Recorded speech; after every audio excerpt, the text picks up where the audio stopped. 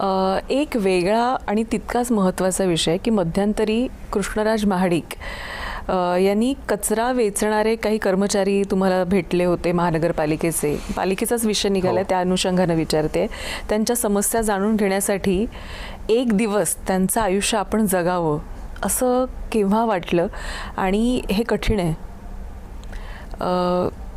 हे कशा पद्धतीनं आणि ते आयुष्य जगलात? बरोबर. काय जाणून घेतलं त्यावेळी?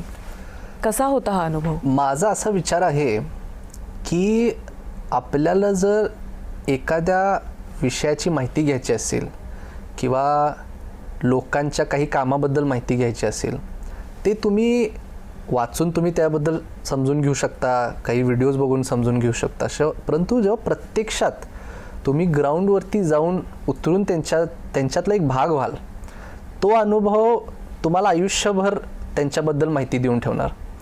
मी जेव्हा कचरा व्यवस्था कोल्हापूरमध्ये हा मोठा प्रश्न निर्माण झालेला आहे हे सगळं मला समजलं, मला त्यात खोलात माहिती पाहिली होती. मी तुम्हाला सांगतो, मी पूर्ण एक दिवस तो म्हणजे सकाळी 6 वाजता मी गेलो होतो त्यांच्या डेपोवरती. सकाळी 6 ते रात्री मी म्हणजे दुपारचं पण त्यांच्यावरच जेवलो, रात्रीपर्यंत मी त्यांच्याबरोबर होतो. तो पूर्ण एक दिवस असा होता ना, त्यातले अनुभव असे होते, चांगलेसुद्धा होते, वाईटसुद्धा होते. त्यांच्यावर जेव्हा गेलो, त्यांचे कपडेसुद्धा घालून गेलो, कारण त्यांना असं वाटावं की मी त्यांच्यातलं एक आहे. मी काही कुठल्या अशी सुपिरियर पॉवर कुठली घेऊन आलो नाही, मी त्यांच्यातले एक आहे म्हणून गेलो होतो. मी तुम्हाला अशी सुद्धा मजेशीर सांगतो, जेव्हा मी त्यांच्या त्या घंटागाडीमध्ये बसलो, घराघरामध्ये जाऊन कचरा उचलायला गेलो, मग ते सगळे प्रॉब्लेम्स त्यांचे सांगत होते. रस्ते नीट नव्हते, जर गाणं लावलं, ते गाणं एक कचरा उचलायसाठी एक गाणं आहे, तर ते लावून तुम्ही गेला तर एका गल्लीतली लोक ओरडतात, ते गाणं लावायचं नाही, आमची झोप मोड होते.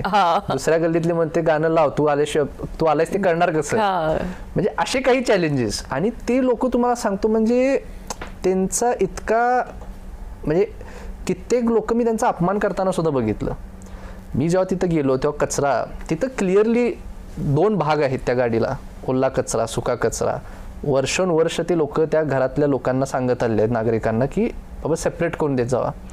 मला आठवते राजारामपुरी परिसर म्हणून आमचा आहे, तर तिथं उतरलो. मला सुद्धा अपेक्षा नव्हतं आणि पुढच्या व्यक्तीला सुद्धा अपेक्षा नव्हतं. माझा एक मित्र होता, तर मी उतरलो आणि मी ते असं डोळे चोळत आला होता आणि त्यांनी पूर्ण एक कचऱ्याची एकच बॅग केला होता, त्यात ओला सुका सगळं होतं.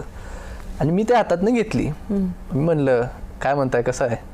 मग त्यांनी अरे तुम्ही कुठं इथं आलं? मग त्याची एकदम झोप उडाली. मी त्यांना सांगितलं की तुम्ही आता ही बॅग दिलाय, ह्यामध्ये ते तुम्हाला सांगतात वारंवार की ओला सुका कचरा वेगवेगळा करून दे जावा. तर असं मी एक अवेअरनेस ड्राईव्हच चालू केला तो प्रवास करताना.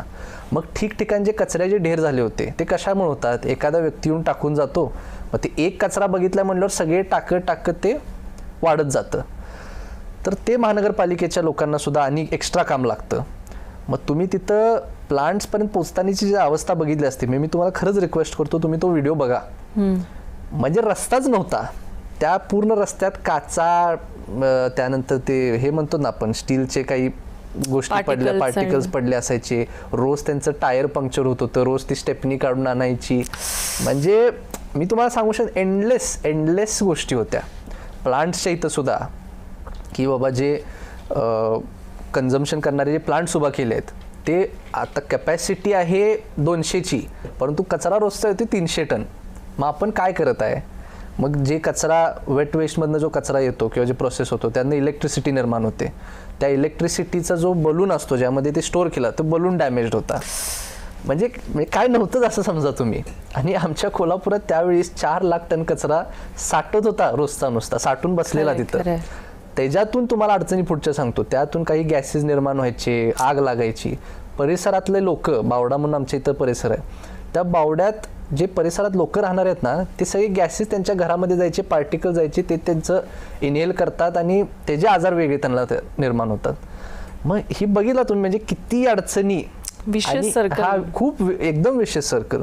हे जोपर्यंत उतरलो नसतो, त्यांच्यावर फिरलो नसतो ना, तर काहीच कळालं नसतं.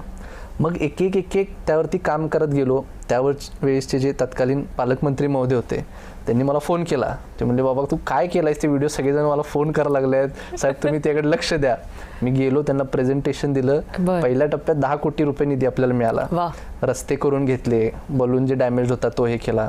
आणि आता चांगलं काम चालू आहे, कारण आता बॉडी आहे, आपली भाजपचीच सत्ता आहे. मला ते इतकं हे वाटतं, कारण आजपर्यंत कुठलेही लोकप्रतिनिधी तिथे गेले नव्हते त्या झूम प्रकल्पावर. कारण ते भयानक आहे एकदम, तुम्ही नाही जाऊ शकत तिथं. म्हणजे माझे तुम्हाला सांगतो काही टीम मेंबर्स माझ्यावर जे होते म्हणजे ते बेशुद्ध पडायला आलेले.